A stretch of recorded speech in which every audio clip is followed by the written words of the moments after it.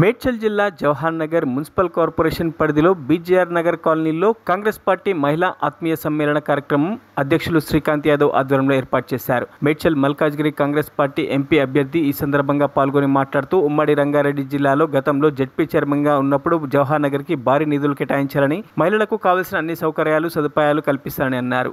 ఈ కార్యక్రమంలో నియోజకవర్గ కాంగ్రెస్ పార్టీ ఇన్ఛార్జ్ జంగయ్య యాదవ్, అధ్యక్షులు శ్రీకాంత్ యాదవ్, ప్రభాకర్ గౌడ్, హరివర్ధన్ రెడ్డి, కాంగ్రెస్ పార్టీ నాయకులు థామస్, మేయర్ శాంతి, కోటేష్ గౌడ్, కార్యకర్తలు తదితరులు పాల్గొన్నారు.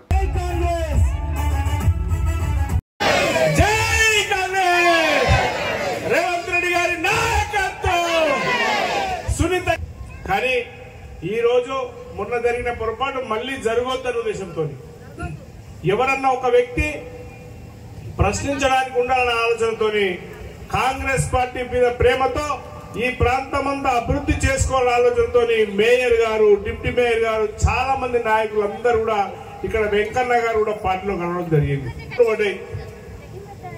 బీఆర్ఎస్ కి 24,000 పడ్డాయి, కాంగ్రెస్ కు 13,000 పడ్డాయి.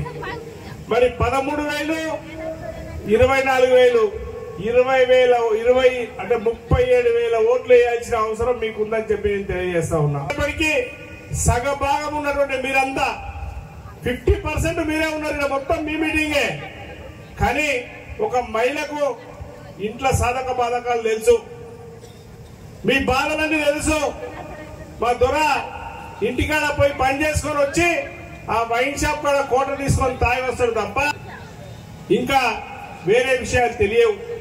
నెల జీతం మీకు ఇస్తే మీరు ఈ ప్రాంతాన్ని, మీ ఇంటిని ఎట్లా కాపాడాలో తెలుసు. మీకు పిల్లలకి ఏం ఫీజు కట్టాలో మీకు తెలుసు, కూరగాయలు ఏం తేవాలో తెలుసు, బియ్యం ఏం కావాలో తెలుసు.